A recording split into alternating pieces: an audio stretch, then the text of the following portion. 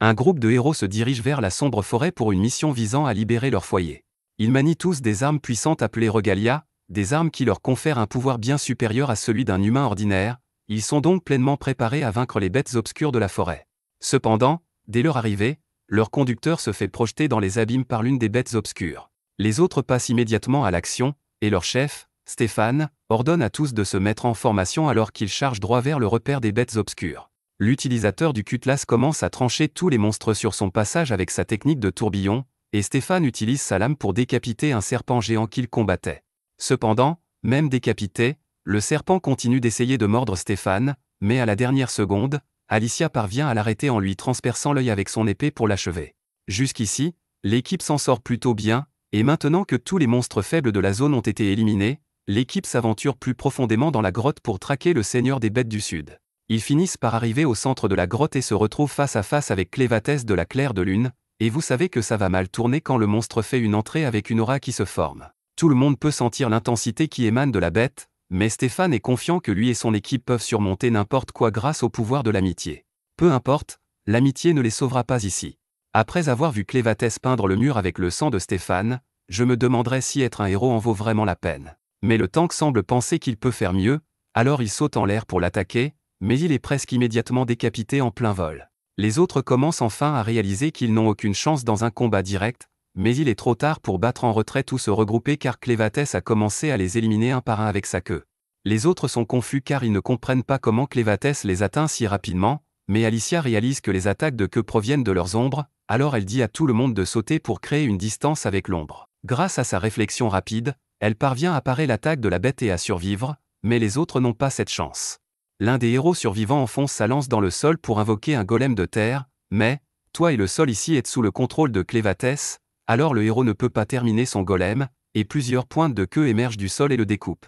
L'utilisateur de la lance essaie de charger et de dominer Clévatès, mais pendant que le type se bat pour sa vie ici, Clévatès se demande tranquillement comment des êtres aussi faibles que les humains ont réussi à pénétrer dans son repère. Il achève ensuite le reste des héros, ne laissant en vie qu'Alicia, qui a survolé les attaques avec son épée pour éviter d'être touchée. Elle finit par réussir à s'approcher suffisamment du visage de Clévatès pour lui porter un bon coup, mais même son attaque la plus puissante ne laisse qu'une égratignure sur Clévatès. Pendant ce temps, Clévatès est toujours plongé dans ses pensées car il ne comprend pas la stupidité qui a poussé les humains à attaquer son territoire alors qu'il n'a pas eu de conflit avec eux depuis plus de 1000 ans. Mais s'il continue à l'embêter comme ça, il va devoir trouver une solution plus permanente.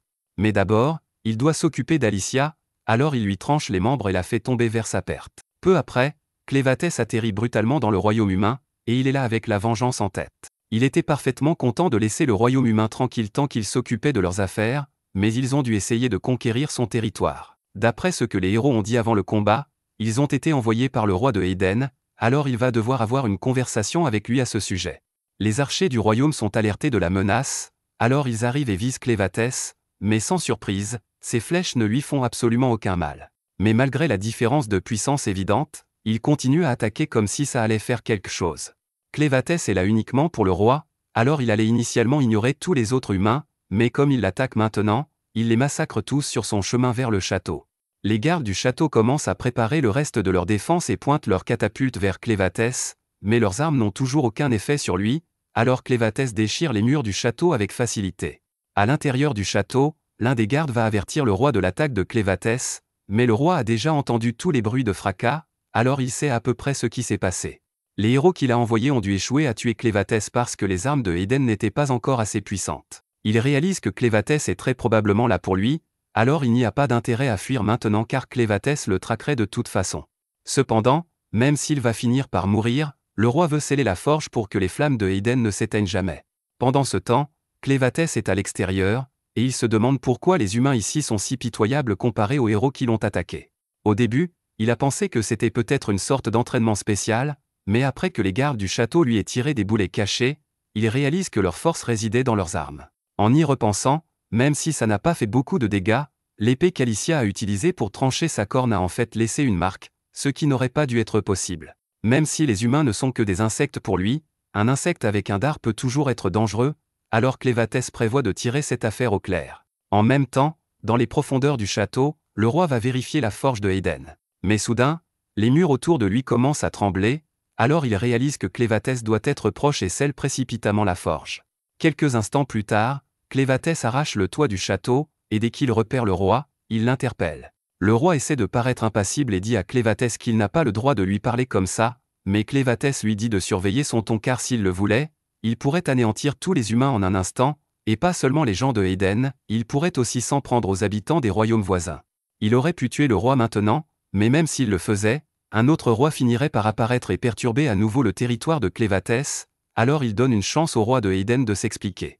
Il veut savoir pourquoi il a ordonné à ses héros de l'attaquer, mais au lieu d'expliquer réellement la raison, le roi crache pratiquement au visage de Clévatès, disant qu'une bête comme lui ne pourrait jamais comprendre l'ambition humaine. Clévatès a entendu tout ce qu'il avait besoin d'entendre, alors il tranche la tête du roi et commence à préparer des plans pour éliminer tous les humains de la surface de la terre. Cependant, alors qu'il sort de la ville détruite, il tombe sur un bébé qui pleure après que sa mère ait été écrasée sous des débris. Clévatès ne ressent aucune sympathie pour lui, alors il décide de continuer son chemin, mais là, la mère du bébé l'interpelle et demande à Clévatès de sauver son bébé.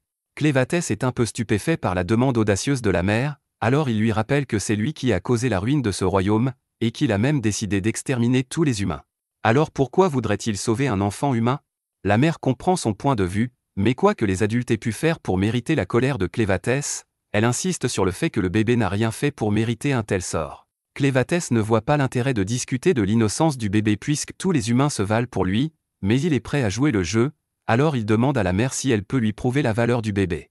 La mère sait qu'elle ne pourra rien prouver à Clévatès, surtout puisqu'elle va bientôt mourir, mais elle jure que si Clévatès accepte de sauver le bébé, il finira par découvrir sa valeur par lui-même. La mère meurt peu après, et Clévatès s'en va complètement impassible, mais il finit par revenir pour le bébé, donc le discours de la mère a dû le toucher. Il n'est toujours pas tout à fait sûr que ce soit une bonne idée de prendre ce bébé, mais comparé à sa longue durée de vie, la vie d'un enfant humain est à peine perceptible, alors il est prêt à s'en occuper par curiosité. Dans le pays d'Étia, il y a 5 races humanoïdes, la première est les Dains, un royaume de personnes nombreuses et très habiles en architecture, ensuite viennent les Orgites, un royaume de personnes excellentes en chasse et en médecine, les Sladènes, des personnes aquatiques habiles en natation et pêche, les Bantis, des personnes barbares qui sont fortes individuellement mais incapables de travailler ensemble même si leur vie en dépend, et enfin, il y a le royaume de Éden, ou plutôt, il y avait le royaume de Éden, car il n'existe plus. Ils étaient la plus ancienne des races humanoïdes et excellaient dans la forge d'armes, c'est ainsi que les lames de Éden ont été fabriquées. Il y a bien plus dans le monde que juste Étia, mais au-delà des frontières du continent, il est entouré de ténèbres de tous côtés. Ces ténèbres sont où vivent les bêtes obscures, et les 4 seigneurs des bêtes obscures, dont Clévatès, donc les humains n'ont jamais mis les pieds en dehors d'Étia. De retour dans la grotte de Clévatès, il a ramené le bébé avec lui, et après avoir effrayé toutes les bêtes pour s'assurer qu'aucune ne le mange, il se blottit près de l'enfant pour se reposer, mais maintenant il ne sait pas quoi faire de lui. Il peut lui donner un peu de son énergie pour maintenir sa force et éviter qu'il ne meure bientôt, mais le bébé est actuellement couvert de caca. Clévatès n'a pas signé pour ça, alors il attrape le bébé et le jette dans une fosse d'araignée sans hésiter. Le bébé se met immédiatement à pleurer, et je ferais probablement de même si j'étais entouré d'araignées, mais Clévatès le rassure en disant qu'il est en sécurité, les araignées de cette fosse ne mangent que du caca, alors il l'a jeté là-dedans pour le nettoyer. Mais ça ne le rend pas moins effrayant. Même après l'avoir remonté, il ne cesse de pleurer, et Clévatès commence à en avoir marre de ses pleurs constants. Mais en tant que seigneur des bêtes obscures, il ne peut pas revenir sur sa décision, alors il va devoir aller jusqu'au bout. Mais pour s'assurer que le bébé survive, il va avoir besoin d'un humain pour s'en occuper, alors il se dirige vers les héros qu'il a tués pour voir si l'un d'eux peut être utile. Quelques instants plus tard, Alicia se réveille et se retrouve à fixer le ciel, mais elle se souvient clairement s'être fait tuer, alors elle se demande si c'est l'au-delà. Cependant, dès qu'elle voit Clévatès, elle réalise qu'elle est toujours dans sa grotte. Elle cherche instinctivement son épée, mais Clévatès lui dit qu'il a déjà jeté toutes les armes, ainsi que les corps de ses alliés, dans le ravin. Cependant, elle avait l'air utile, alors il a décidé de la ressusciter. Actuellement, Alicia est en gros un cadavre ambulant, et la seule raison pour laquelle elle peut bouger est l'énergie obscure qu'il lui a insufflée. Mais ça suffit comme explication pour l'instant, alors il dit à Alicia de se rendre utile et de lui donner du lait.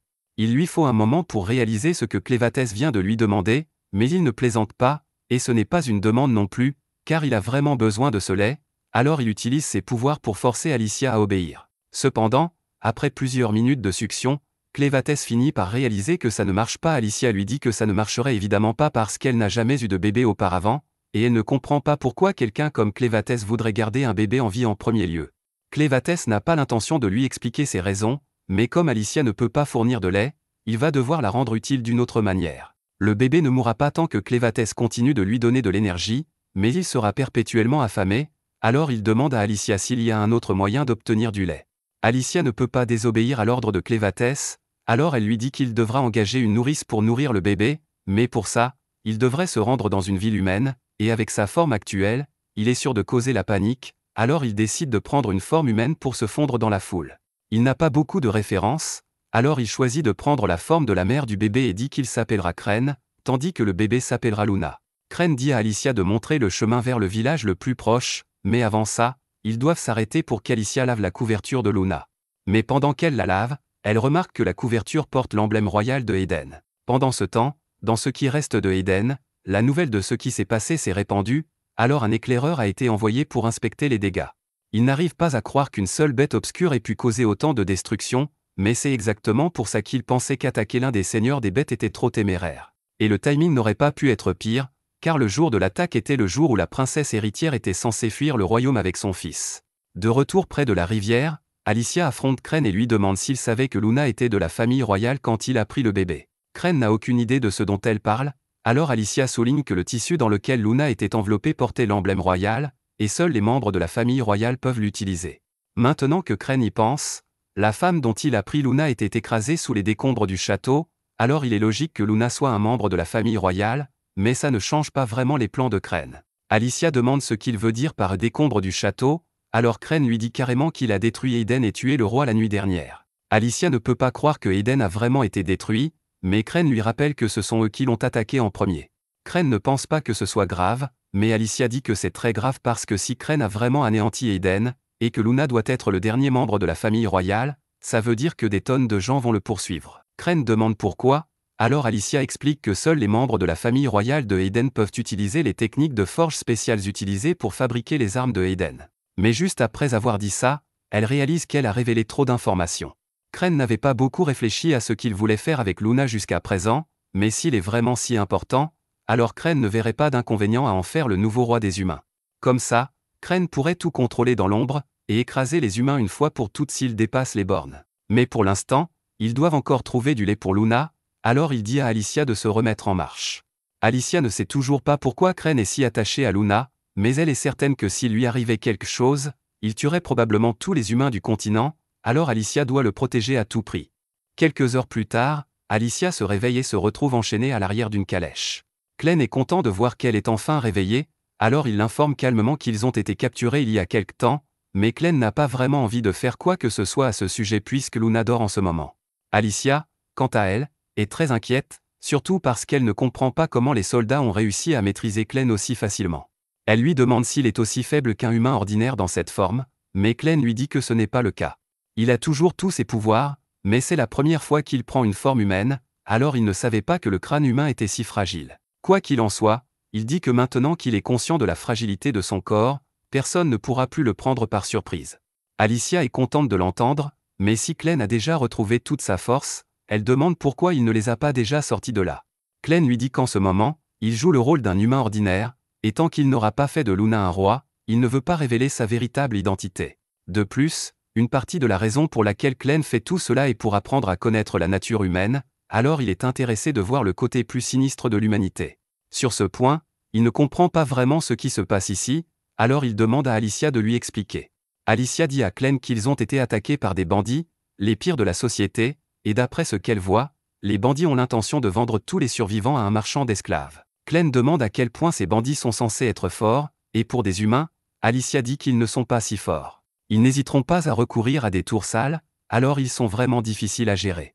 Alicia assure à Crène que la plupart des humains sont loin d'être aussi méprisables que les bandits, alors il ne devrait pas baser son opinion de l'humanité sur eux. Finalement, ils arrivent à la base des bandits, et tous les captifs sont sommés d'avancer. Un des hommes refuse de se laisser vendre comme esclave, alors il tente de s'enfuir, mais avec ses bras enchaînés et ses jambes alourdies, il n'est pas très rapide. Les bandits le voient essayer de s'échapper, alors l'un d'eux sort un couteau et le plante dans le dos de l'homme, le tuant sur le coup. L'autre bandit annonce alors que quiconque tentera de s'enfuir ou de leur désobéir subira le même sort, et tous les captifs restants sont si terrifiés que personne n'ose se rebeller. Crène trouve toute cette dynamique intrigante, mais avant qu'il et Alicia ne puissent continuer à marcher, un des bandits s'approche et dit à Alicia qu'elle doit le suivre. Glenn les laisse emmener Alicia puisqu'il veut encore voir comment tout cela va se dérouler, et soudain, une femme lui crie dessus parce qu'il ne travaille pas. Comme Glenn est techniquement un esclave maintenant, il décide de jouer le jeu et va la voir puisqu'elle l'a appelé, mais dès qu'elle voit qu'il tient un bébé, elle se met à appeler une femme nommée Neil. Neil est la pauvre esclave obligée de faire tout le travail difficile à la taverne, et elle est un peu maladroite, alors quand Carm l'appelle, elle finit par tomber. Carm crie sur Neil pour avoir laissé tomber tous les draps par terre, et Neil s'excuse, mais à part ça, Carm dit à Neil qu'elle sera chargée de s'occuper du bébé de ce garçon, et dès que Neil voit Luna, ses yeux s'illuminent parce qu'elle aime vraiment les bébés. Pendant ce temps, Alicia est amenée au bureau du vice-capitaine des bandits, Vrocko, mais Vrocko crie sur les deux pour ne pas l'avoir appelé le patron. Les autres bandits pensent qu'il plaisante, mais Vrocko dit qu'il est sérieux, et s'il refuse de le reconnaître comme leur patron, il devra lâcher son animal de compagnie, Betty. Alicia est choquée que Vrocko ait réussi à acquérir un troll monstre de l'Ouest, et elle est encore plus choquée par le fait qu'il l'ait dressé comme un animal fidèle. Passant aux affaires, Vrocko sort le sac de gemmes qu'Alicia portait quand les bandits l'ont capturé. Il sait que ces gemmes ne se trouvent que dans la montagne Luna, mais cet endroit est le territoire de Clévatès, l'un des 4 seigneurs des bêtes obscures, alors il est impossible qu'une personne ordinaire ait pu les acquérir ou même s'approcher de la zone. Il sait aussi que le royaume de Eden a récemment envoyé une escouade de héros pour combattre Clévatès, mais les rapports disent que les héros ont tous échoué.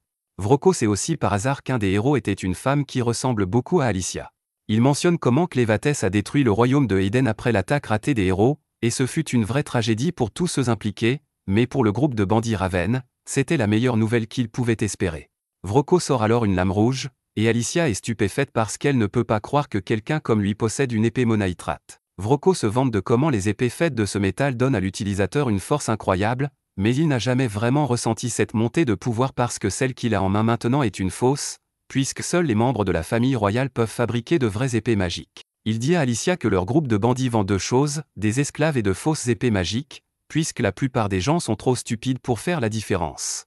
Les rumeurs disent que tous les membres de la famille royale sont morts aux mains de Clévatès, et si cela s'avère vrai, alors le prix des épées magiques va monter en flèche en un rien de temps. Il assure que les 13 regalias, fabriqués à la main par le roi avant sa mort, se vendraient à un prix élevé, mais tout ont apparemment été perdus dans la bataille contre Clévatès. Cependant, avec Alicia sous son commandement, Vrocko pense qu'il peut trouver les regalias et les vendre pour faire un énorme profit, alors il dit aux deux de la faire les guider vers les regalias dès le matin, et après ça, ils pourront faire ce qu'ils veulent avec elles. Pendant ce temps, Glenn joue diligemment le rôle d'un serviteur à la taverne. Neil est occupé à nourrir Luna, alors il n'a aucune raison de causer des problèmes, mais quelques instants plus tard, un bandit arrive et crie à Neil de lui apporter plus de bière. Neil pose Luna et va chercher la bière, mais même si elle fait ce qu'il lui demande, le bandit lui donne quand même un coup de pied dans le dos. Après ça, un autre bandit crie à Glenn de lui apporter de la viande, alors Glenn obéit et sert le bandit sans se plaindre. Les bandits sont surpris que Glenn n'essaie pas du tout de leur désobéir, et ils pensent qu'il fera un excellent esclave, mais Carm trouve toujours qu'il y a quelque chose de bizarre chez lui. D'après la corne sur sa tête, elle a supposé que Glenn doit avoir du sang aubrite, mais sa peau est bien trop pâle pour ça, et ses yeux semblent bien trop froids pour un garçon ordinaire. Au même moment, Neil s'occupe de ses affaires et porte la bière quand, soudain, un des bandits tend intentionnellement son pied pour la faire trébucher. Neil tombe et brise les tonneaux de bière par terre, alors les bandits agissent comme si c'était sa faute et la traînent dehors pour la punir. Les bandits aiment juste voir Neil souffrir, alors après l'avoir battu, ils rentrent chez eux comme d'habitude. Glenn utilise alors ses ombres pour dévorer leur corps afin qu'il n'y ait aucune trace de leur mort. Après ça, il trouve Neil et lui demande de lui prêter son lait parce que Luna a encore faim. Neil ne comprend pas vraiment ce qui se passe, mais elle accepte de nourrir Luna, et pendant que Luna mange, Glenn dit qu'il a quelques questions à lui poser. Il veut savoir qui elle est et pourquoi elle est avec les bandits, alors Neil commence à raconter son histoire. Elle est née dans le camp des pirates, et bien qu'elle n'ait jamais su qui était son père, elle se souvient clairement de sa mère. Les choses n'ont jamais été faciles pour elle, et d'après ce dont Neil se souvient, sa mère était constamment maltraitée par les bandits, mais peu importe à quel point c'était dur, elle a toujours enduré pour Neil. Cependant, vers les 12 ans de Neil, sa mère a soudainement disparu. Neil ne sait pas si elle est morte ou si elle a réussi à s'échapper, mais une fois sa mère partie, les bandits ont tourné leur attention vers Neil et ont commencé à la blesser pour s'amuser. En conséquence, Neil a perdu la plupart de ses dents, et elle n'entend plus que d'une oreille maintenant. Les choses se sont un peu améliorées pour elle quand Carm l'a prise sous son aile, et depuis, les bandits ont arrêté de cibler Neil pour leur jeu malsain. De plus, maintenant elle a un vrai travail à faire, elle produit beaucoup de lait pour remplir le ventre des bébés affamés. Glenn trouve l'histoire de Neil intrigante, mais d'après ce qu'Alicia lui a dit, il faut avoir un enfant avant de pouvoir produire du lait, alors il demande à Neil où est son enfant. L'expression de Neil devient sombre alors qu'elle explique qu'elle n'en a pas parce que c'était un mort-né. Quand Carm lui a annoncé la nouvelle, Neil est tombée dans une profonde dépression, et elle souhaitait vraiment mourir à ce moment-là, mais quand elle a ouvert les yeux le lendemain matin, elle a trouvé un bébé inconnu en train de téter son lait. Elle savait que le bébé mourrait de faim si on le laissait seul, alors elle l'a laissé boire autant qu'il voulait, et après ça, d'autres bébés lui ont été confiés pour les nourrir, c'est comme ça qu'elle est devenue la nourrice résidente. C'est pourquoi, même si sa vie n'a pas été géniale, elle veut faire de son mieux pour que les bébés qui ont besoin de son lait soient heureux. Glenn en a assez entendu, alors il remercie Neil de lui avoir raconté son histoire et lui demande de venir avec lui. Il veut l'engager comme nourrice de Luna, et bien qu'il ne fasse généralement pas confiance aux humains, il peut dire que Neil est une bonne personne. Neil dit qu'elle est heureuse de recevoir une telle offre, mais elle ne pense pas que Glenn puisse vraiment sortir d'ici puisqu'il est un esclave comme elle, alors elle décline poliment son offre. Pendant ce temps, quelques bandits emmènent Alicia le long d'un pont de cordes, et dès qu'elle réalise qu'elle est conduite vers un puits de mine inondé, elle a un très mauvais pressentiment. Au fond de la mine, elle voit un homme s'approcher du bord de la jetée avec un crochet dans les mains. Les bandits rient tous parce qu'ils savent ce qui va se passer, mais même s'il est clair qu'on lui tend un piège, l'homme prévoit toujours de le faire parce que les bandits ont promis de le laisser, lui et sa femme, partir s'il récupère le trésor au fond du lac. L'homme plonge et commence à nager vers le fond du lac, mais Alicia lui crie de sortir de là immédiatement parce que, selon les légendes, le puits est plein de monstres. Quelques instants plus tard, ces monstres sortent de l'eau avec l'homme dans leur mâchoire et commencent à le dévorer devant sa femme dévastée. Alicia est écœurée par ce qu'elle vient de voir, mais les bandits ont l'air d'avoir vraiment apprécié regarder cet homme se faire déchirer. Les monstres dans l'eau s'appellent les Arvinces, et ils sont apparus pendant la grande inondation il y a 300 ans, et maintenant ils sont confinés dans l'eau de ces mines. Même le héros Cordwar, le plus fort héros de sa génération, n'a pas pu les vaincre, et c'était quand il y avait encore de la terre ferme pour se battre, mais maintenant que la mine est complètement inondée, il est pratiquement impossible de vaincre les Arvinces. L'épée magique que le vieux héros utilisait s'appelait Stream Splitté, et Alicia suppose que c'est le trésor que les bandits ont dit à cet homme d'aller récupérer, mais même s'ils lui ont promis la liberté en échange du risque de sa vie, les bandits n'ont jamais eu l'intention de le laisser vivre, même s'il avait réussi à revenir vivant d'une manière ou d'une autre. Elle les traite de salopards irrécupérables, mais les bandits lui disent qu'elle n'est pas en position de leur parler comme ça quand ses mains sont liées, ses pieds sont enchaînés, et qu'ils sont sur un pont à des centaines de mètres en l'air. Il y a même une douzaine d'autres bandits qui attendent leur chance pour la torturer toute la nuit, et Fido est particulièrement excitée à l'idée de la faire crier. Vu la situation, Alicia n'a plus beaucoup d'options, et elle espérait vraiment ne pas avoir à compter sur la malédiction de Clévatès, mais il semble qu'elle n'ait plus le choix maintenant. Elle se disloque immédiatement l'épaule et fait tourner ses bras au-dessus de sa tête pour écraser la tête de Fido entre les menottes et le faire couper la corde du pont avec sa lame. Cela les fait tomber tous les deux dans la mine rocheuse en dessous, et un craquement inquiétant se fait entendre quand le corps d'Alicia heurte le sol, la tuant sur le coup. Les bandits regardent en bas, et quand ils voient le corps sans vie d'Alicia, ils commencent à paniquer parce qu'ils étaient censés la faire les conduire aux 13 regalias qui avaient été perdus. Pendant ce temps, au fond de la grotte, Alicia reprend connaissance grâce à la malédiction d'immortalité que Clévatès lui a infligée. Grâce à la malédiction, elle ne peut pas mourir, mais la malédiction ne lui accorde pas de régénération, donc elle est actuellement paralysée du cou vers le bas, et elle ne sait pas quoi faire. Tous les os de son corps sont brisés, et elle a déjà perdu énormément de sang, donc il n'y a aucun moyen qu'elle puisse sortir d'ici par ses propres moyens. Mais ce sera mauvais si les bandits descendent ici et découvrent qu'elle est toujours en vie, alors elle commence à se débattre dans une tentative de bouger, jusqu'à ce que le sang de son corps s'élève dans les airs, et que Clévatès apparaisse devant elle. Alicia est surprise de voir Clévatès sous une forme si minuscule, mais il dit qu'il est seulement comme ça parce qu'il se manifeste à partir de la magie du sang dans le corps d'Alicia. Ce sang magique est ce qui maintient son corps immortel en vie, donc si elle perd tout son sang, alors elle mourra pour de vrai. Cependant, tant qu'elle reste utile, Clévatès promet de remplacer tout le sang dans son système, et une fois qu'il aura fait ça, elle devrait pouvoir récupérer des dommages qu'elle a subis. Alicia est contente d'entendre ça, mais elle remarque que Clévatès n'a pas encore commencé à la soigner, alors elle lui demande ce qu'il attend. Clévatès dit qu'il la soignera éventuellement, mais avant ça, il a une question qu'il veut lui poser. Il a récemment trouvé la candidate parfaite pour être la nourrice de Luna, et même en tant que démon, Clévatès pouvait voir que Neil était maltraité ici, alors il lui a offert une chance de s'échapper et de vivre une meilleure vie en tant que nourrice de Luna. Mais à sa grande surprise, Neil a refusé directement. Clévatès demande à Alicia si elle a une idée de pourquoi Neil refuserait une telle opportunité, et d'après ce qu'Alicia peut en déduire, elle pense que c'est parce que Neil voit Clévatès comme un esclave incapable de tenir sa promesse. Les groupes de bandits comme celui-ci ne permettent pas simplement aux gens de partir, et quiconque parvient à s'échapper finit inévitablement par être traqué par les bandits. Après être né et avoir grandi dans cet environnement, Neil croit probablement qu'il n'y a aucun moyen qu'elle puisse être libre. Clévatès lui demande s'il y a un moyen de résoudre le problème, et Alicia pense que la méthode la plus directe serait de tuer tous les bandits dans le camp. De cette façon, il n'y aurait personne pour poursuivre Neil si elle s'échappe, donc elle serait beaucoup plus disposée à accepter l'offre de Clévatès. Alicia dit que ce devrait être facile pour Clévatès de massacrer tous les bandits ici tout seul avec tout le pouvoir qu'il a, mais Clévatès dit qu'il ne veut pas faire ça. Il ne peut pas risquer que quelqu'un découvre qu'il a quitté la montagne parce que les gens pourraient essayer d'en profiter et lancer une attaque sur les terres de Clévatès pendant son absence. À la place, il dit qu'il veut qu'Alicia le fasse puisque ce serait normal pour une héroïne comme elle de tuer un groupe de bandits pendant son voyage.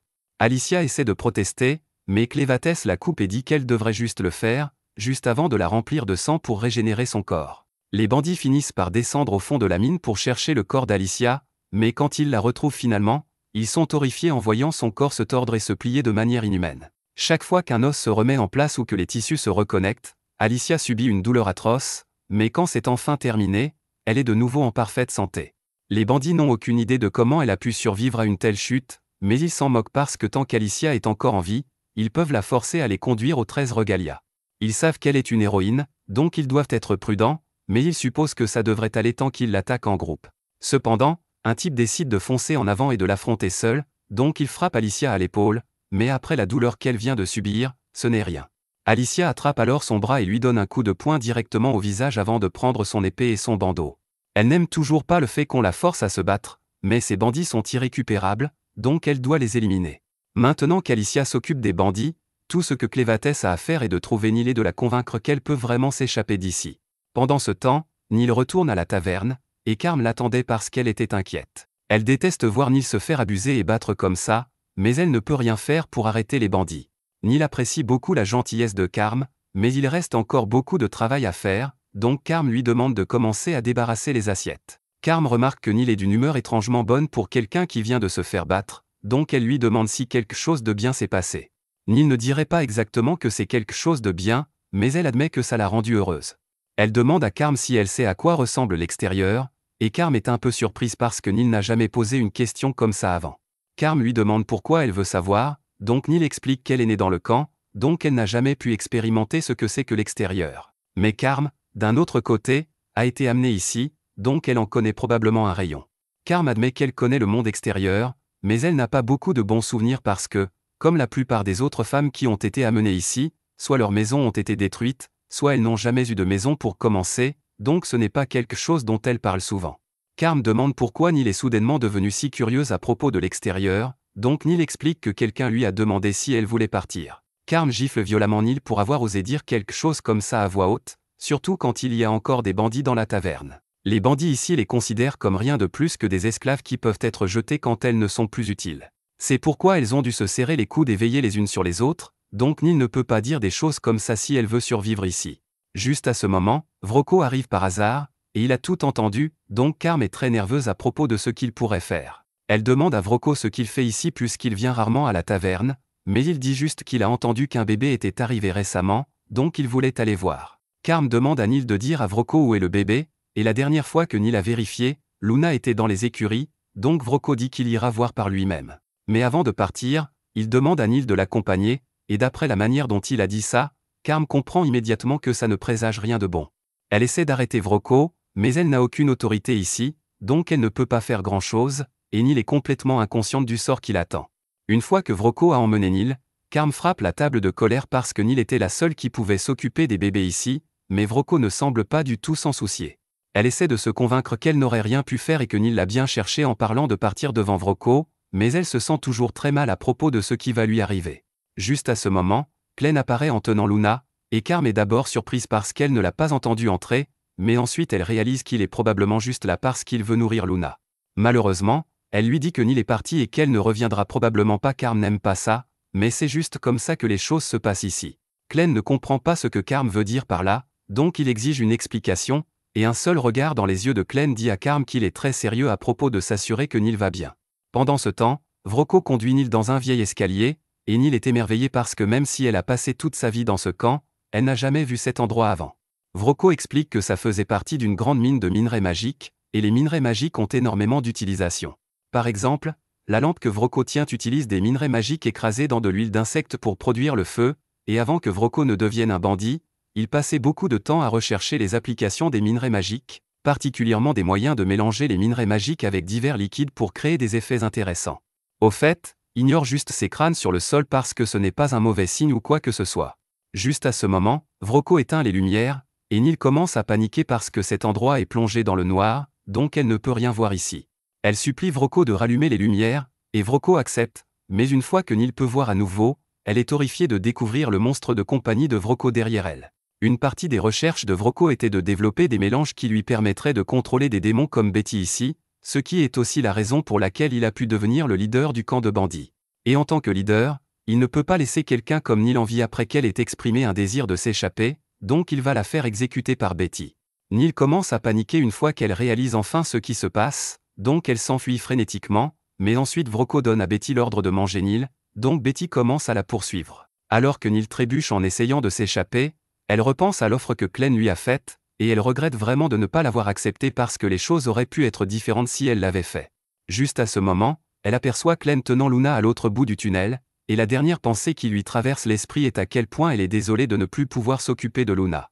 Normalement, c'est là que Clem la sauve juste à temps, mais non, Neil se fait manger par Betty et est avalée entière, donc elle est partie. Luna commence à pleurer à la vue d'un acte aussi horrible, mais Clem lui dit que c'est juste comme ça que le monde fonctionne. Les bêtes magiques doivent manger, donc il ne peut pas la blâmer pour ce qu'elle a fait. Si quoi que ce soit, c'est la faute de Clem pour ne pas être arrivé à temps pour sauver Neil. Il est déçu d'avoir perdu une femme si utile, mais il ne peut rien y faire maintenant.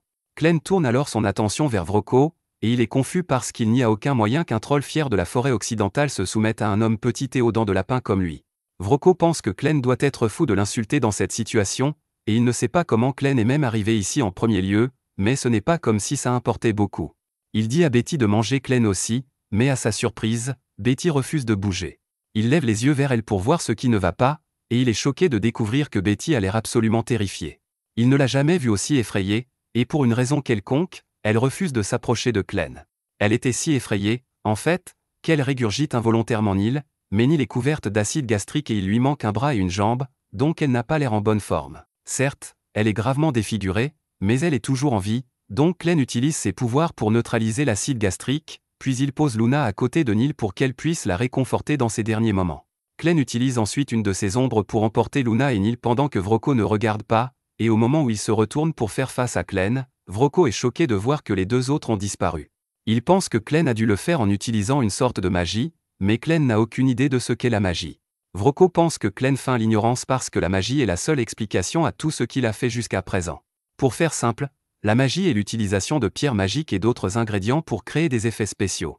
Par exemple, cette drogue dans mon manteau a été faite en utilisant des pierres magiques, plusieurs herbes, et les larves d'une mouche parasite. En gros, ça rend n'importe qui à part moi stupide comme une pierre, et après l'avoir utilisée sur Betty, elle est devenue complètement soumise à moi.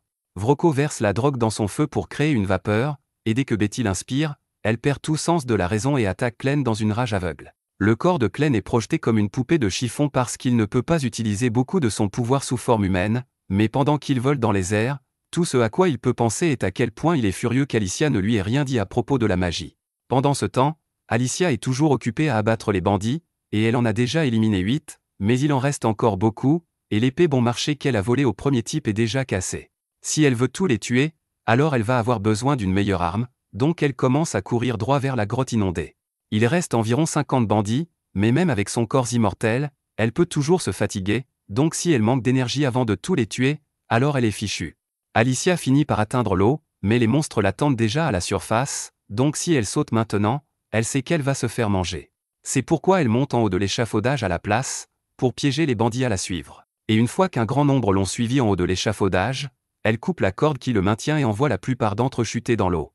Avec un grand nombre de personnes dans l'eau, les monstres entrent dans une frénésie alimentaire et commencent à dévorer les bandits un par un. Cependant, Alicia a pu passer discrètement en se cachant dans un tonneau, et comme elle n'a pas à s'inquiéter de mourir par suffocation, elle peut juste attendre de couler au fond du lac pour trouver l'épée légendaire. Alicia finit par atteindre le fond du lac, mais même si elle ne risque pas de mourir par suffocation, son corps a toujours besoin d'oxygène pour fonctionner, ce qui rend ses mouvements très difficiles. Elle aperçoit une faible lueur rouge au loin et rassemble toutes ses forces pour nager dans cette direction. Elle finit par s'en approcher suffisamment pour voir l'épée, mais juste au moment où elle s'apprête à l'attraper, un œil géant s'ouvre à côté d'elle et quelque chose commence à s'élever. Alors qu'Alicia est emportée par les courants, elle se rend compte qu'il ne s'agit pas du fond du lac, mais de la tête d'une bête géante et sombre qui dormait ici et qui, maintenant qu'elle est réveillée, tente de la dévorer. Alicia est prise dans les mâchoires du monstre, mais dans le chaos, elle parvient à s'emparer de l'épée et à s'en servir pour se libérer. Elle est blessée et n'a presque plus de force à cause du manque d'oxygène, mais avec Stream splitté entre les mains, elle pense pouvoir s'en sortir indemne. La capacité de l'épée la rend incroyablement efficace sous l'eau, alors quand Alicia la brandit, elle la propulse vers l'avant, et elle utilise cette force pour se diriger tout droit vers la surface. Elle finit par remonter à la surface et prend une bouffée d'air frais bien nécessaire, mais le monstre l'a suivie jusqu'ici et commence à attaquer tout le monde à portée de vue. Alicia parvient à s'échapper pour l'instant, mais elle sait qu'elle ne peut pas vaincre seule une ancienne bête sombre comme celle-ci, et elle se demande ce qu'elle doit faire. Cependant, elle réalise alors quelque chose, il s'agit d'un camp de bandits, et elle se moque bien des bandits, elle peut donc partir, car ce n'est pas vraiment son problème. Alors qu'Alicia s'apprête à partir, quelques bandits survivants la supplient d'attendre car ils ont besoin d'aide, mais Alicia n'arrive honnêtement pas à croire qu'ils pensent qu'elle va les sauver après ce qu'ils ont fait. Elle danserait probablement sur leur tombe si elle en avait l'occasion, mais une fois que le monstre en aura fini avec eux, il ne restera plus rien à enterrer. Le monstre géant finit de dévorer les derniers bandits et, heureusement, comme cette créature est une bête aquatique, elle n'a aucun intérêt à quitter ce puits. Alicia peut donc l'ignorer maintenant qu'elle se trouve à une distance sûre. La plupart des bandits sont morts ici, et maintenant que cette créature est réveillée, il est impossible que les autres bandits veuillent rester dans les environs. Ce camp est donc fini. À ce moment-là, Alicia entend la voix de Clem dans sa tête, et bien qu'il ne puisse pas voir ce qu'elle a fait, il sent qu'elle a accompli sa mission, alors il la félicite pour son excellent travail. Cependant, il a un petit problème à régler pour le moment, alors il a besoin qu'Alicia vienne l'aider. Alicia est choquée d'apprendre que Clem, la bête toute puissante, est en difficulté, mais Clem dit que les circonstances sont hors de son contrôle. C'est en partie parce qu'il est sous sa forme humaine, mais il semble avoir été affecté par quelque chose appelé magie, et il est en colère contre Alicia pour ne pas l'avoir prévenu plus tôt, alors il lui ordonne de venir ici dès que possible. Pendant ce temps, Vrocco court pour sauver sa vie, car après avoir utilisé sa brume magique pour pousser Betty à attaquer Clem, ce dernier a fait apparaître une sorte de pointe dans l'ombre et a tué Betty d'un seul coup. Vrocco suppose qu'il s'agit d'une sorte de magie, mais il n'a jamais rien vu de tel auparavant, il est donc terrifié.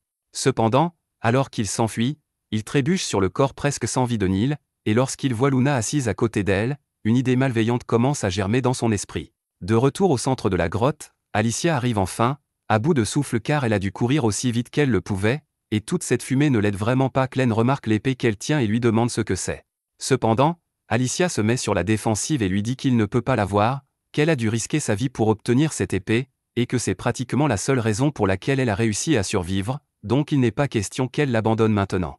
Clem ne se soucie pas vraiment de l'épée, alors il décide de la laisser la garder. De toute façon, il a des problèmes plus importants à régler, comme cette brume rouge.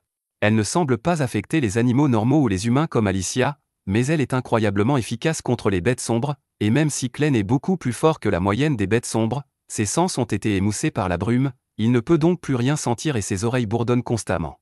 Techniquement, il pourrait simplement reprendre sa forme bestiale et dissiper tout le brouillard, mais cette grotte est plutôt exiguë, et il craint de provoquer un éboulement, car il ne sait pas où se trouve Luna à l'instant. Alicia est choquée d'apprendre que Clem a laissé Luna seule ici.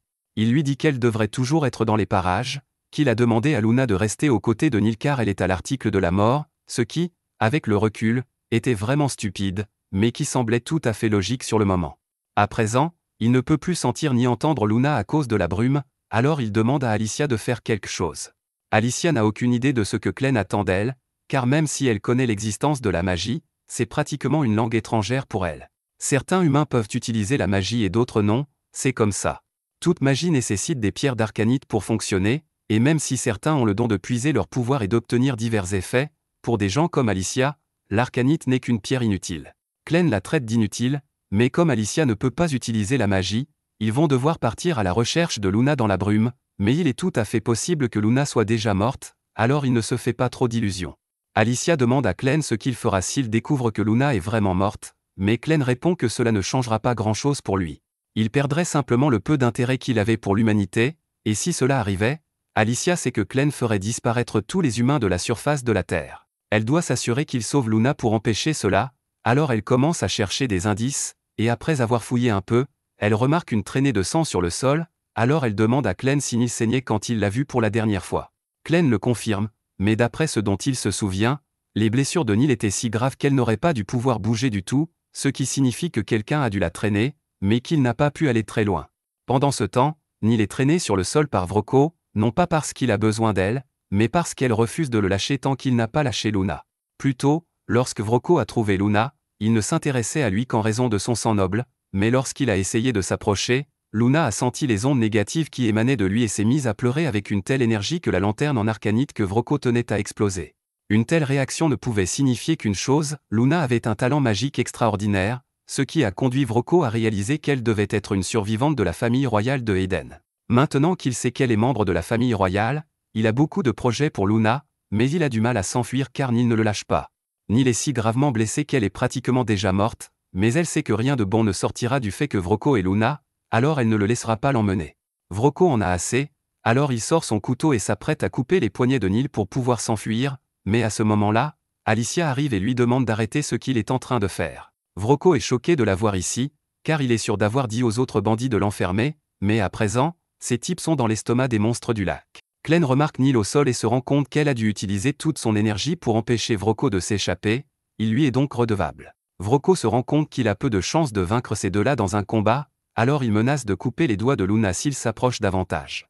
Cela incite Alicia à s'arrêter, mais Clem ne voit pas où est le problème, car même si Vrocko coupe les doigts de Luna, il pourra simplement utiliser la magie pour le guérir plus tard. Cependant, même si cela est vrai, Alicia sait par expérience à quel point le processus de guérison est douloureux, et elle ne veut pas que Luna ait à subir cela, alors elle demande à Clem de la laisser s'en occuper. Elle interpelle Vrocko et lui dit qu'elle est prête à conclure un accord en échange de la sécurité de Luna. Elle lui montre l'épée qu'elle tient, et dès que Vrocko voit le blason sur la poignée, il reconnaît qu'il s'agit du symbole royal qui avait été perdu dans le lac. Alicia la jette contre le mur derrière Vrocko et lui dit qu'il peut la garder s'il libère Luna, mais je suis presque sûr qu'il aurait été plus judicieux de la jeter à la tête de Vrocko, car elle aurait probablement pu le neutraliser ainsi. Quoi qu'il en soit, Alicia dit à Vrocko qu'il aura besoin de ses deux bras pour retirer l'épée du mur, mais tant qu'il libère Luna sans lui faire de mal, Alicia ne l'empêchera pas de s'échapper. Vrocko réfléchit un instant, puis éclate de rire, car un héros ne renoncerait jamais aussi facilement à ses insignes dans des circonstances normales. Vrocko avait sans doute raison au sujet de Luna, qui est bien un membre de la famille royale, et maintenant qu'il en est certain, il dit à Alicia qu'un seul insigne ne suffit pas pour qu'il renonce à Luna. Si elle veut qu'il laisse partir Luna, elle devra lui donner l'emplacement exact des 13 insignes qui ont été perdus. Alicia hésite un instant, car il serait terrible que Vrocko mette la main sur les insignes, mais Clem lui dit de lui dire ce qu'il veut savoir, car Luna est plus importante qu'un tas d'épées. Alicia accepte et informe Vrocko que toutes les épées se trouvent au fond d'un ravin près de la tanière de Clévatès, mais qu'il ne pourra de toute façon pas s'y rendre pour les récupérer. Vrocko rit et lui dit qu'elle se trompe, car même s'il ne sait pas se battre, il a toujours la magie de son côté. Il sort alors un flacon de poudre et en répand le contenu sur tout son corps. Il explique que cette poudre lui permet d'utiliser un sort d'invisibilité, et que même si normalement cela ne suffirait qu'à le rendre légèrement translucide, grâce au talent de Luna pour la magie, tant qu'il la fait pleurer, Vrocko peut devenir complètement invisible. Alicia et Clem ne peuvent plus le voir, alors Vrocko pense qu'il peut s'éloigner sans qu'il le remarque, mais il n'a pas pris en compte le fait que Luna pleure toujours dans ses bras. Dès qu'Alicia localise l'endroit grâce au bruit, elle apparaît devant Vrocko et le coupe en deux. Clem attrape alors Luna et enlève la poudre d'invisibilité de Vrocko, donc ils ont pratiquement terminé, mais Neil est toujours en très mauvais état. Elle respire à peine, et c'est grâce à ses efforts qu'ils ont pu attraper Vrocko avant qu'il ne s'enfuit avec Luna, alors Alicia demande à Clem s'il peut la sauver. Clem n'est honnêtement pas sûr que cela en vaille la peine, car il devrait utiliser son ichor noir pour la guérir, mais il l'utilise déjà pour maintenir Alicia en vie. De plus, Neil a perdu une grande partie de son corps, il devrait donc reconstruire une grande partie de ses tissus et de ses os à partir de zéro. Cela va demander beaucoup de travail, mais Neil a utilisé tout ce qu'elle avait pour protéger Luna jusqu'à la fin, alors Alicia supplie Clem de la sauver. Clem finit par accepter, mais il prévient Alicia qu'il va devoir la tuer brièvement afin de pouvoir utiliser l'ichor noir pour guérir Neil. Alicia dit qu'elle est d'accord, mais mourir fait quand même très mal. Quelques heures plus tard, Clem a enfin fini de reconstruire le corps de Neil, et il a fait un travail incroyable, car elle n'est plus laide. Il a même réparé tous les dommages qu'elle a subis aux mains des bandits, et Neil est confuse, mais elle remercie Clem, car il lui a manifestement sauvé la vie.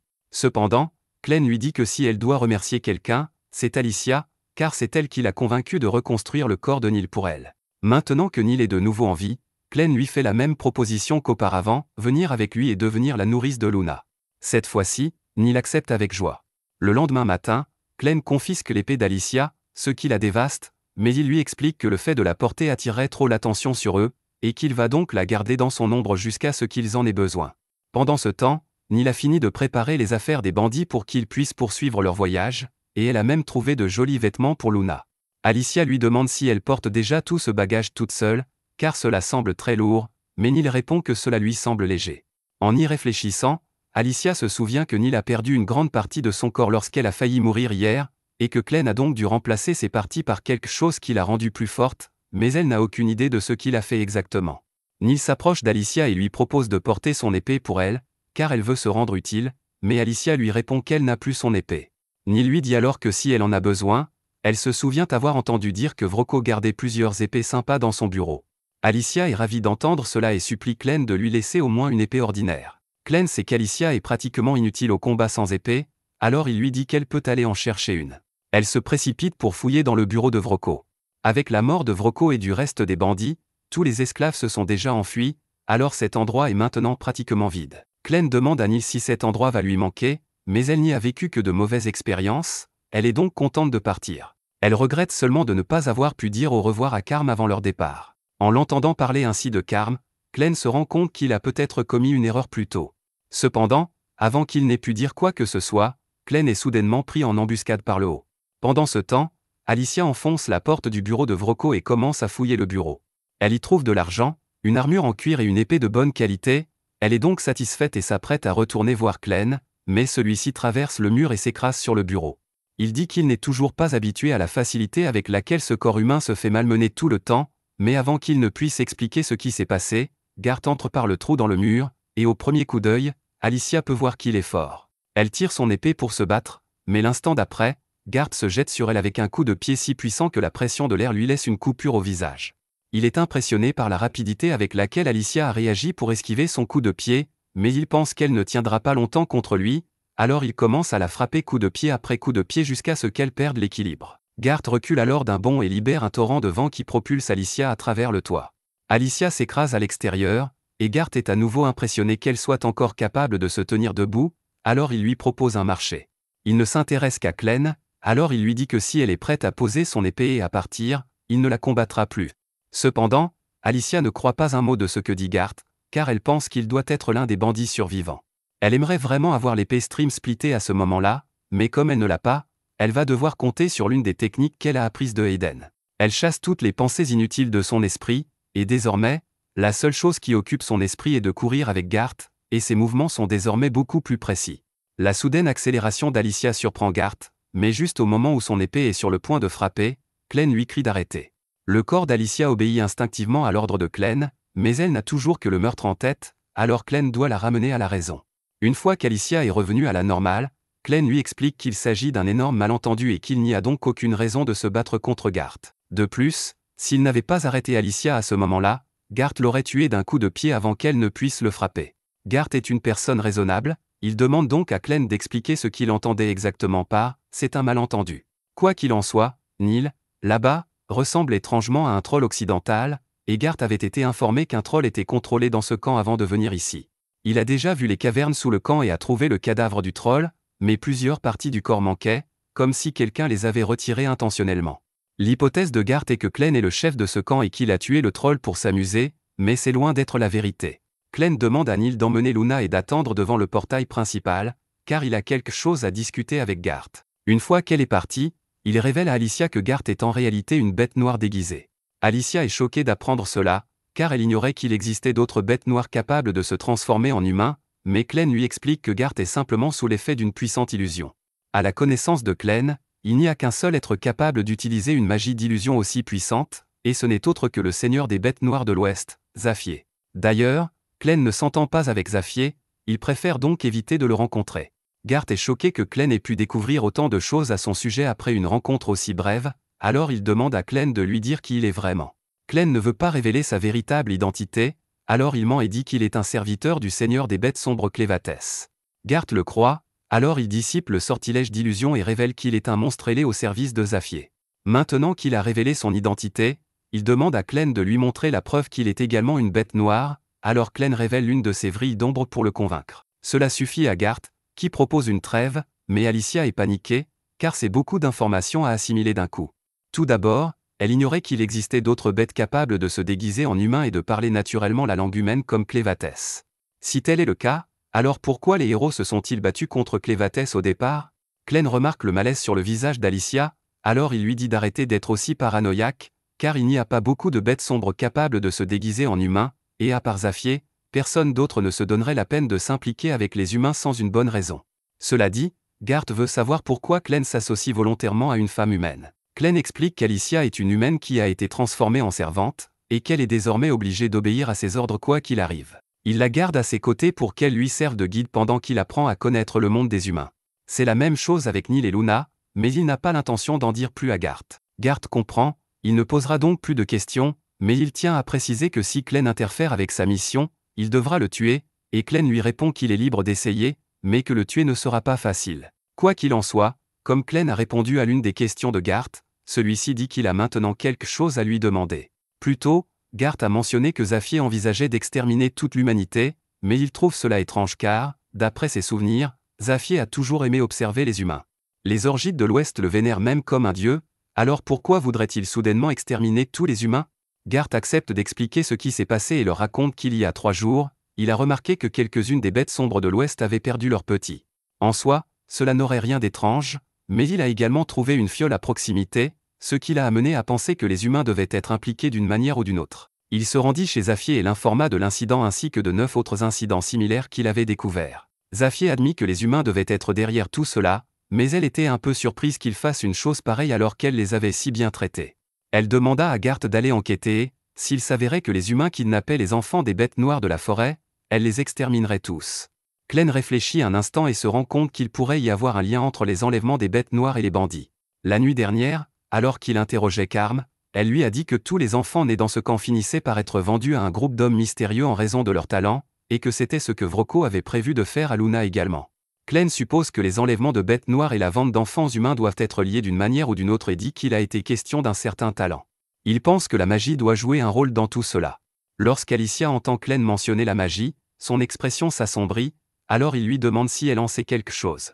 Elle lui répond que la magie n'est toujours pas son domaine d'expertise, mais que kidnapper des enfants pour leur talent magique semble être le genre de choses que feraient les sorciers. Les sorciers sont des personnes qui ont changé la façon dont les guerres sont menées dans le royaume humain au cours des dernières années. À l'heure actuelle, l'issue des batailles dépend presque entièrement des compétences des sorciers de chaque camp, car un seul sorcier est capable d'éliminer des dizaines, voire des centaines d'hommes d'un seul sort. Certes, les sorciers sont également vulnérables aux attaques d'autres sorciers, ils ne sont donc pas invincibles, mais ils restent une force redoutable. Le premier à avoir introduit les sorciers dans la guerre est le général Drell, également connu sous le nom de tueur de dragons. C'est lui qui a tué le père d'Alicia lorsqu'elle était petite, et elle lui en veut depuis des années.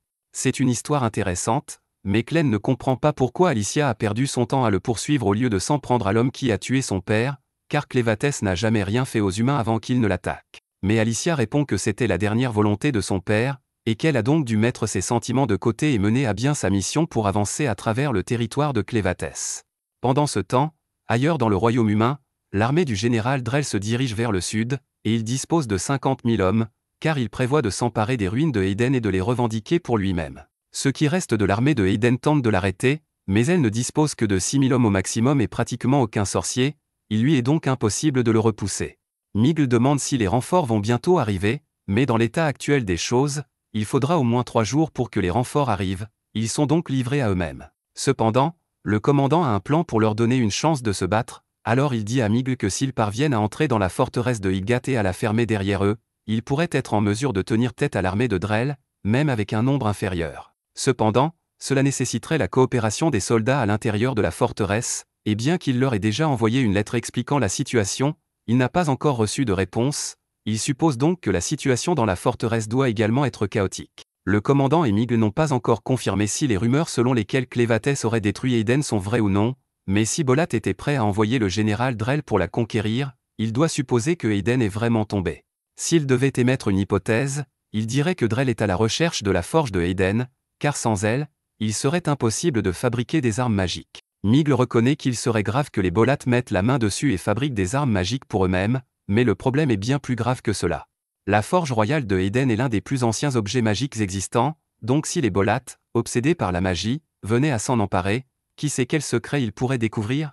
Avec un tel pouvoir, Ils seraient capables de conquérir tout le continent, c'est pourquoi le commandant dit qu'il faut les arrêter à tout prix. Au même moment, le général Drell rencontre Ménard, le sorcier le plus puissant de ses forces, qui lui annonce qu'il vient de confirmer que Eden a bien été détruite par Clévatès et que tous les membres de la famille royale ont été retrouvés morts, à l'exception du prince héritier âgé de 6 mois. Il est le seul survivant de sang royal, mais on ignore actuellement où il se trouve, et Ménard ne peut donc pas confirmer s'il est vivant ou mort. Mais d'après d'autres informations, il a récemment appris par les bandits qu'ils avaient trouvé un bébé dont la description correspond à celle du prince. Ménard pense donc que cela vaut la peine d'enquêter, et Drell lui donne toute l'attitude pour faire le nécessaire afin de retrouver ce bébé et le lui ramener. Clem et les autres viennent d'arriver dans une ville voisine, alors Neil lui prépare une tasse de café pendant qu'ils attendent qu'Alicia rassemble quelques informations. Clem n'a jamais entendu parler du café auparavant, alors il demande des explications à Neil, mais elle ne sait pas vraiment ce que c'est non plus. C'est juste une boisson coûteuse que Vrocco lui demandait parfois de lui préparer, alors elle prend quelques grains de café en sortant, pensant que Clem pourrait aimer ça. Clem décide de goûter cette soupe mystérieuse aux grains, et après l'avoir laissée refroidir, il en prend une gorgée et trouve qu'elle a vraiment bon goût. Neil est contente qu'il l'apprécie, mais elle a quelque chose à lui demander. Elle veut savoir ce qui est arrivé à cet homme étrange qui a attaqué Clem dans le camp, car il a disparu à un moment donné, ce qui semble bizarre. Après avoir appris l'existence des sorciers et de la magie grâce à Alicia, Garth a dit à Clem qu'il allait partir pour faire son rapport à son maître, donc il ne le verrait pas pendant un certain temps. Mais il assure à Neil que même s'il le croise à nouveau, il ne les attaquera pas car il ne se méfie plus d'eux. À ce moment-là, Alicia arrive en courant sur la colline et apporte une mauvaise nouvelle, elle vient d'apprendre au village que la situation à Eden est actuellement catastrophique. Le pays voisin, Bolat, a franchi la frontière et envahi le territoire, et Eden riposte, mais avec le roi mort et la capitale détruite, il n'y a aucun moyen de gagner. Le pays d'Eslin a apparemment tenté d'arrêter l'avancée de Bolat, mais cela n'a finalement pas suffi à les ralentir. Clem demande pourquoi la nation d'Eslin voudrait aider à défendre Eden alors qu'elle n'est pas impliquée dans le conflit. Alicia explique alors qu'Eslin est en guerre avec Bolat depuis des siècles. Mais à l'heure actuelle, ils sont plus faibles que Bolat et ne veulent pas les laisser mettre la main sur la forge de Eden, car cela les rendrait invincibles. Bien sûr, même s'ils mettaient la main sur la forge, ils ne pourraient pas l'utiliser correctement sans quelqu'un de sang royal. Le principal problème ici est que Eden est largement surpassé depuis que Clem a tué son roi, et qu'il n'a plus aucun sorcier à utiliser au combat. À ce rythme, Eden ne tardera pas à être complètement rayé de la carte. Cela semble vraiment grave, mais Clem ne voit pas pourquoi il devrait s'en soucier, car tout ce qu'il veut, c'est faire de Luna le roi. Que Bolat prenne le contrôle de Eden ou non, cela lui est égal. Alicia dit à Clem que cela a de l'importance, car si Eden devient un territoire de Bolat, Luna ne pourra jamais devenir roi. Sous le règne de Bolat, seuls les citoyens nés à Bolat peuvent devenir rois, et d'après l'apparence de Luna, il est très évident qu'il est un Eden de sang pur, il deviendrait donc un paria sous le règne de Bolat. De plus, les Edens de sang pur sont extrêmement rares et très recherchés, car leur sang détient la clé pour affiner efficacement la vision d'Arcana. Et avec un homme comme Drell à la tête de l'offensive, on ne sait pas jusqu'où il est prêt à aller. C'est Drell qui a tué le père d'Alicia, mais pas parce qu'ils étaient en guerre ou quoi que ce soit d'autre. En fait, lui et le père d'Alicia étaient autrefois amis. Mais comme le père d'Alicia était connu comme l'un des plus grands épéistes du pays, plusieurs années après sa retraite, Drell a décidé de le défier dans un combat à mort juste pour prouver qu'il était un meilleur épéiste. Et comme si cela ne suffisait pas, Drell regarde Alicia dans les yeux après avoir mortellement blessé son père, puis il fait exploser leur maison, sans aucune raison. Alicia était absolument furieuse, mais alors qu'elle s'apprêtait à saisir l'épée de son père pour attaquer Drell, son père l'en empêcha, car Drell n'hésiterait pas à la tuer dès qu'elle aurait pris l'épée. Dans ces derniers instants, il supplie Alicia de ne pas se laisser aveugler par la vengeance, car cela la mènerait sur un chemin de guerre dont elle ne reviendrait jamais. Au contraire, il veut qu'elle devienne une héroïne qui sauve les gens, et il lui promet qu'il veillera toujours sur elle. Ayant fait l'expérience de la cruauté de Drell, Alicia dit à Clem que la seule façon d'assurer l'avenir de Luna est d'arrêter Bolat et de les chasser de Eden. Clem comprend qu'Alicia a raison, mais il est tout de même un peu agacé par le fait qu'il va devoir protéger un endroit qu'il avait auparavant décidé de détruire. Alicia est ravie que Clem soit prêt à l'aider, alors elle dit qu'elle va se préparer à partir immédiatement, mais Clem lui dit qu'il veut qu'elle reste ici. S'il doit intervenir directement, il ne peut pas laisser les gens savoir qu'il ne le fait que parce qu'Alicia le lui a demandé, il aura donc besoin d'une raison pour affronter Drell. Et le fait que Drell ait kidnappé des enfants d'Arcbeast pour les utiliser dans son armée de sorciers est une très bonne raison. Cela donnera également à Clem une excuse pour voir à quel point ces sorciers sont vraiment puissants, il est donc un peu excité. Il est sûr qu'Alicia doit avoir très envie de se venger de Drell pour ce qu'il a fait à son père, mais la dernière volonté de ce dernier était très claire, il voulait qu'elle devienne une héroïne, pas quelqu'un animé par la vengeance. Alicia se souvient de la promesse qu'elle a faite, mais après tout ce qui s'est passé, Elle peut difficilement se considérer comme une héroïne. Elle n'est qu'un cadavre ambulant contraint de servir Clem. Même si cela est vrai, Clem lui demande ce que signifie pour elle être une héroïne. Même si Alicia ne se considère pas comme une héroïne, Clem est certain que Neil la considère comme telle, car sa vie est bien meilleure maintenant grâce aux efforts d'Alicia. Alicia réalise qu'il a raison, alors elle accepte de rester, et tandis que Clem se transforme, il se précipite dans la forêt et se dirige vers l'armée de Bolat. Pendant ce temps, l'armée de Bolat vient de franchir la deuxième forteresse sur son chemin vers Eden, et Rod commence à s'inquiéter sérieusement, car si elle n'est pas arrêtée rapidement, elle ne tardera pas à atteindre Hydra. Il court immédiatement le long de la falaise avec Michael et lui dit qu'il y a une rivière peu profonde plus loin, donc s'ils veulent arrêter l'armée de Bolat, ou au moins la ralentir, c'est leur meilleure chance. Pendant ce temps, Alicia emmène Neil et Luna dans la ville, et alors qu'ils marchent dans la rue, ils entendent clairement quelqu'un se faire tabasser. Au début, Alicia est un peu inquiète, mais elle se rend compte qu'il s'agit simplement d'un des bandits qui a survécu à ces attaques, et elle n'est donc pas vraiment intéressée à l'aider. Les habitants de cette ville connaissent bien les bandits et tout ce qu'ils ont fait, donc une fois qu'ils reconnaissent cet homme comme l'un des leurs, il est impossible qu'ils le laissent partir. Neil est encore un peu effrayé, car cet homme en particulier l'a tourmenté tout le temps, mais Alicia lui assure qu'il ne la reconnaîtra jamais après tous les changements qu'elle a subis. Cependant, le bandit reconnaît Alicia, et dès qu'il l'aperçoit, il tente de détourner l'attention des habitants en la désignant comme la héroïne qui a libéré la bête marine géante dans le puits de mine. Les gens se retournent pour voir de quoi il parle, mais à ce moment-là, Alicia a déjà disparu, et même s'ils l'avaient vue, cela n'aurait rien changé au fait qu'il est abandonné. Finalement, les gens finissent par pendre tous les bandits qu'ils ont trouvés dans la ville, mais ils sont vraiment inquiets par tout ce qui s'est passé récemment. D'abord, il y a eu l'attaque de Clévatès, puis l'armée de Bolat, et maintenant un ancien monstre pieuvre. Avant même qu'on s'en rende compte, il pourrait y avoir des guêpes radioactives ou des vers glaciaires, mais quoi qu'il arrive, ils jurent tous de protéger leur ville contre toute menace. Pendant ce temps, Alicia et Neil cherchent un endroit où séjourner, mais c'est un peu difficile avec toute la ville en état d'alerte. Avant d'entrer dans l'auberge, Alicia demande à Neil de ne pas la qualifier de héroïne, car elle préfère garder son identité secrète pendant un certain temps. Dès qu'Alicia ouvre la porte d'entrée, elle trouve deux grands gaillards debout de chaque côté, qui l'accusent immédiatement d'être l'une des bandites. Alicia ne sait pas quoi faire dans cette situation, mais heureusement, la mère des deux hommes s'approche et leur dit d'arrêter d'importuner les invités. Phil tente d'expliquer qu'Alicia semble suspecte parce qu'elle porte un cache-œil et une épée, mais que vu tout ce qui se passe ces derniers temps, il est normal de porter une épée partout où l'on va. Cependant, il est rare de voir des gens avec un bébé Eden, alors Carrie demande des explications à Alicia. Alicia lui explique qu'elle et Neil sont les gardes du corps d'une personne très importante et que leur mission actuelle consiste à protéger ce bébé à tout prix. Carrie trouve cela assez convaincant et, même si elle est persuadée qu'il y a autre chose derrière cette histoire, elle n'a pas l'intention de se mêler des affaires de clients payants. Elle demande à Alicia et Neil ce dont ils ont besoin, et Alicia répond qu'elle aimerait une chambre pour deux, de préférence avec un lit suffisamment confortable pour un bébé. Carrie lui dit que la chambre coûtera 2 pièces d'argent par nuit, alors Alicia lui donne suffisamment d'argent pour 2 nuits, et Carrie lui dit qu'elle peut prendre la première chambre à gauche. Elle demande ensuite à ses fils d'aider les clients à porter leurs bagages jusqu'à leur chambre. Pet suit Neil et lui propose de porter ses bagages. Neil lui répond qu'elle peut très bien les porter toute seule, mais Pet insiste, alors elle lui tend les sacs. Pet regrette immédiatement d'avoir proposé son aide, car les sacs sont beaucoup plus lourds qu'il ne le pensait. Pet et Phil finissent par monter les bagages dans la chambre, et Alicia semble satisfaite, alors Carrie s'en va et lui dit qu'elle peut la trouver en bas si elle a besoin de quoi que ce soit. Une fois qu'elle est partie, Neil suggère qu'ils mettent Luna au lit afin qu'ils puissent se reposer, mais à l'insu des deux, l'un des insectes de Ménard a repéré Luna. Maintenant qu'il sait exactement où se trouve le prince Eden, il envoie toute son armée d'insectes à sa poursuite. Un peu plus tard, Alicia regarde par la fenêtre, se demandant si Clem est déjà arrivé sur le champ de bataille, mais Neil attire son attention et lui dit qu'elle devrait venir voir la première dent de lait de Luna.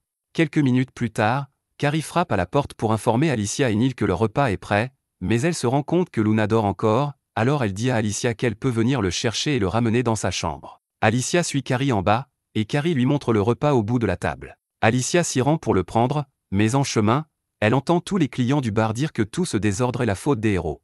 S'ils n'étaient pas partis défier l'un des seigneurs des bêtes, Clévatès n'aurait jamais détruit Eden, et Bolat n'aurait jamais déclenché cette guerre. L'opinion publique à l'égard des héros est actuellement très mauvaise, et les gens ont tout à fait le droit d'être en colère, car ces soi-disant héros n'ont fait que leur rendre la vie plus difficile. Alicia s'apprête à remonter dans sa chambre, mais elle sent soudain la présence d'une bête noire, et l'instant d'après, quelque chose passe par la fenêtre du rez-de-chaussée. Il atterrit juste à côté de Pet, qui pense qu'il s'agit d'une balle ordinaire et s'apprête à la ramasser, mais Alicia lui crie de ne pas la toucher. Malheureusement, il est déjà trop tard, car la balle commence soudainement à grossir et projette Pet contre le plafond, révélant qu'il s'agit en fait d'un mille-pattes géant. Ménard entre alors dans l'auberge et informe tout le monde qu'il ne s'agit pas d'un insecte ordinaire, mais d'un insecte provenant de la forêt des bêtes sombres, et qu'il est donc aussi puissant que certaines des bêtes sombres les plus redoutables qui existent. Un homme ne prend même pas la peine d'attendre que Ménard termine son discours, car il est venu ici ce soir pour s'amuser, pas pour affronter un monstre mille pattes, et il saute immédiatement par la fenêtre pour s'enfuir. Normalement, cela aurait été une stratégie de survie exceptionnelle, mais malheureusement, Ménard avait déjà plusieurs centaines de monstres insectes campant à l'extérieur, et le type finit par se faire dévorer quand même. Ménard a mis cela en place pour s'assurer que personne ne puisse s'échapper de la ville avant qu'il ait terminé sa mission, et pour s'assurer que tout le monde soit sur la même longueur d'onde, il se présente comme le mage le plus puissant de l'armée de Drell. Tout le monde est très inquiet, car il ne pensait pas que l'armée de Drell attaquerait leur village de cette manière, mais Ménard leur dit qu'il n'est pas là pour prendre le contrôle de leur village. Sa mission consiste simplement à confirmer si le bébé Eden présent ici est de sang royal ou non. Alicia se rend compte que la situation est vraiment grave, et si Ménard sait déjà que Luna est ici, alors elle doit se dépêcher de l'éloigner le plus possible. Cependant, elle entend soudainement Neil crier depuis la chambre, et nous découvrons que Ménard a déjà envoyé son subordonné, le sorcier Neil Chiffonite, dans la chambre. Elle est actuellement en train de plaquer Neil contre le mur avec le cadre du lit. Neil ne comprend pas comment Nat a pu entrer par la fenêtre, car ils sont au 2e étage. Elle lui explique alors qu'elle s'est simplement envolée jusqu'ici avec sa hache. Son pouvoir lui permet d'attirer et de repousser les objets en fer. Elle s'est donc agrippée aux manches de la hache et la lancer en l'air pour se hisser jusqu'ici. Elle ne comprend pas vraiment comment cela fonctionne, mais il y a apparemment une énorme tortue sombre avec une carapace en fer, et toutes les armes métalliques utilisées pour l'attaquer finissent par y rester coincées de façon permanente. Maintenant qu'elle a expliqué comment fonctionne son pouvoir, elle doit se remettre au travail, alors elle sort une pilule de son sac et se dirige vers Luna. Neil lui demande ce qu'elle fait, et Nat répond qu'elle donne simplement à Luna un médicament qui permettra d'évaluer son potentiel magique. Si le bébé peut utiliser la magie, ses yeux changeront de couleur et il ira parfaitement bien. Sinon, il pourrait cracher du sang et mourir, c'est 50-50e. Après avoir entendu que Luna pourrait mourir, Neil crie et supplie Nat d'arrêter, et quand Alicia entend les cris de Neil, elle se précipite dans la pièce pour aider, mais avant qu'elle n'arrive, Ménard utilise son mille-pattes pour la projeter contre le mur. Il ne sait pas qui est Alicia, mais il ne peut pas la laisser entraver son plan, alors il va la tuer. Pendant ce temps, dans la pièce, Neil lutte toujours pour se libérer afin d'aller aider Luna, mais Nat lui dit qu'elle perd son temps. La force que Nat peut exercer avec ses cadres de lit est suffisante pour arrêter un taureau en pleine charge. Avec 2 cadres, Neil devrait donc être plus forte que 2 taureaux en pleine forme pour s'échapper, et ses petits bras ne peuvent en aucun cas y parvenir. Cependant, à la grande surprise de Nat, les petits bras de Neil parviennent en quelque sorte à bouger les cadres de lit, et d'un coup sec, Neil assomme Nat. Ménard entend un grand fracas provenant de la chambre et se demande ce qui a bien pu se passer, mais lorsqu'il essaie d'ordonner aux mille-pattes d'aller voir, il se rend compte que quelque chose le retient. Alicia a réussi à survivre à l'attaque du mille-pattes et à nouer son antenne, le désorientant complètement. Maintenant qu'il ne peut plus bouger correctement, Alicia le jette à terre et court vers la chambre pour voir si Neil et Luna vont bien. Ménard est impressionné, car personne d'ordinaire ne pourrait maîtriser une bête magique comme celle-ci, et maintenant qu'il l'a bien observée, il réalise qui est Alicia. Alicia ouvre la porte de la chambre, prête à se battre, mais à sa grande surprise, elle voit Nat inconscient sur le sol, avec Neil tenant Luna à côté d'elle. Elle remarque également l'énorme trou dans le mur et demande à Neil si c'est Nat qui a fait cela, mais Neil lui répond que c'est en fait elle qui en est la cause.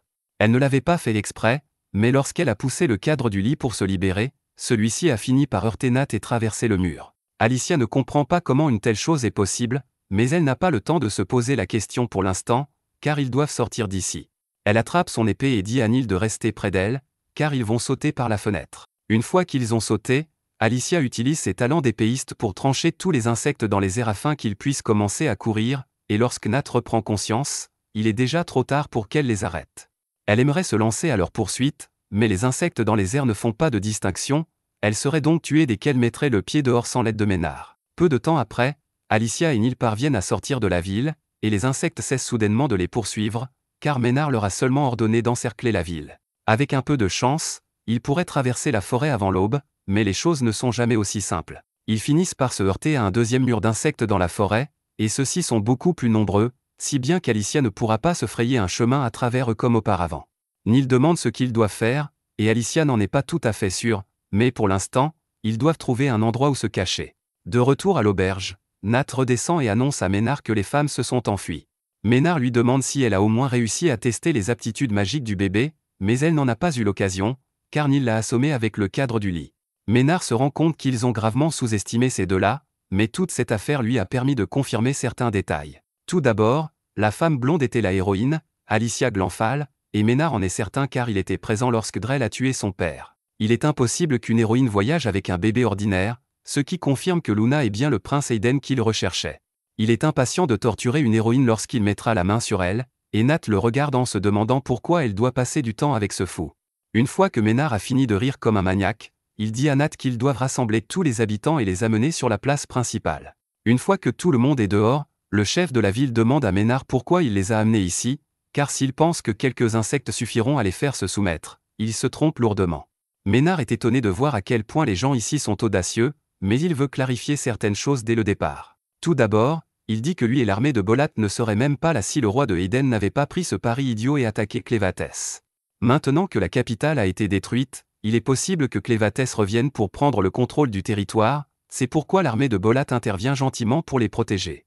Ce n'est qu'un prétexte pour envahir Eden, et sans le roi ni son arme magique, ils ne peuvent pratiquement rien faire pour les en empêcher. De plus, Ménard leur dit qu'ils ont un ennemi plus redoutable à affronter pour le moment, car la femme blonde qu'ils ont rencontrée plus tôt est l'une des 13 héros à l'origine de tout ce désordre. S'ils veulent passer leur frustration sur quelqu'un, ils peuvent commencer par la traquer. Pendant ce temps, l'armée de Drell est toujours en route pour conquérir la capitale déchue de Eden, et elle est en train de traverser une rivière peu profonde lorsque Drell s'arrête soudainement, car il sent que quelqu'un l'observe. Il ordonne à son harceleur de se montrer immédiatement, car il est inutile de se cacher lorsque la lune brille aussi fort cette nuit. Soudain, Rod surgit des buissons voisins et plante immédiatement sa lance dans l'eau, la gelant complètement et piégeant les pieds de tous les soldats de Drell. Il ordonne alors à tous ses hommes d'avancer, et même si l'armée de Drell est 10 fois plus nombreuse que celle de Rod, ses soldats sont équipés de crampons à glace et peuvent donc se déplacer librement, tandis que les bêtes noires asservies par Drell peuvent à peine marcher.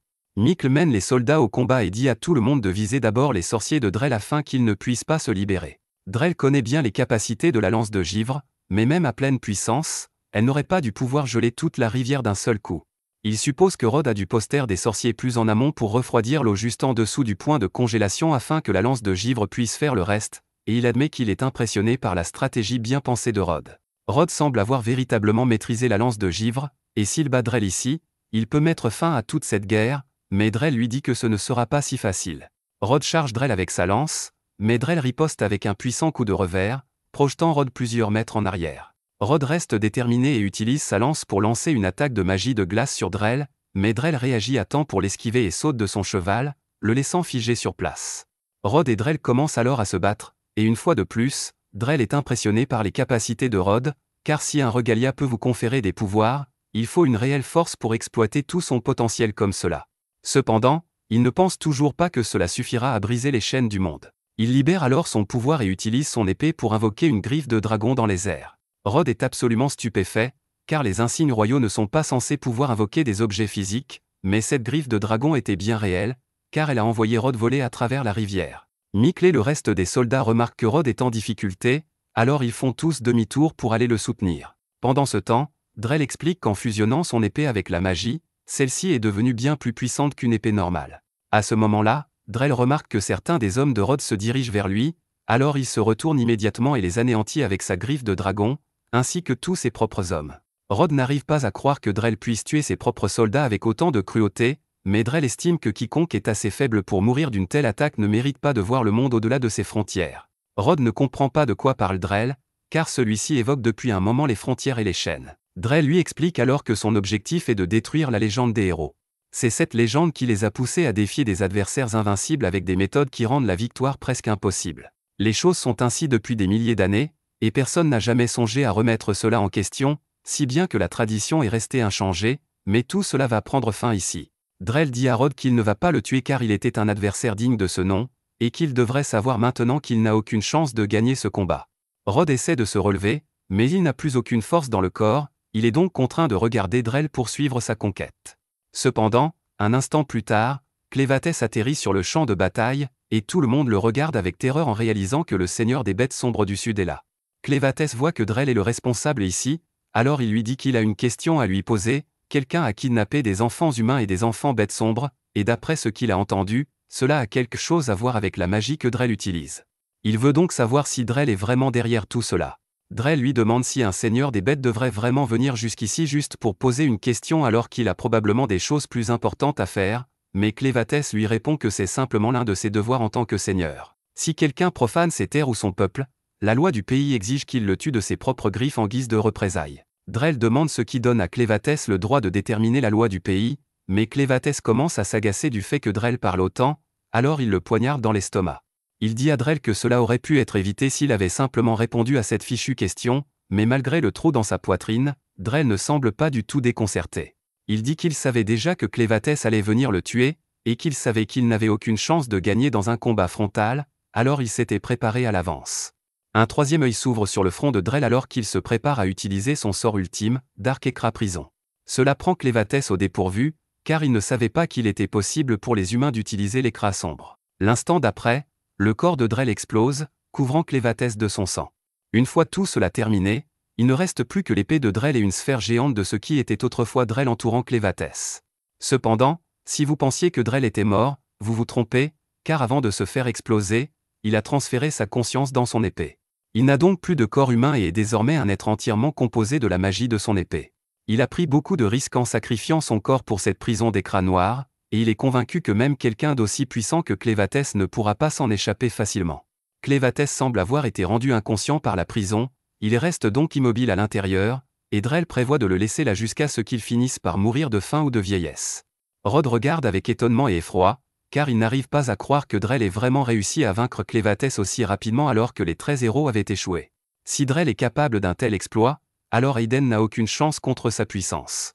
Drell est plus déterminé que jamais à poursuivre sa mission, il ordonne donc à tous ses soldats restants de se préparer à partir. Pendant ce temps, dans la forêt, Alicia et Neil tentent toujours d'échapper à Ménard quand Alicia sent soudain que quelque chose ne va pas. Cependant, elle n'a aucune idée de ce qui a provoqué cette étrange sensation, et elle n'a aucun moyen de contacter Clévatès d'ici, elle dit donc à Neil qu'ils doivent continuer à avancer. Pendant ce temps, un groupe de villageois en colère les traque lentement sur ordre de Ménard.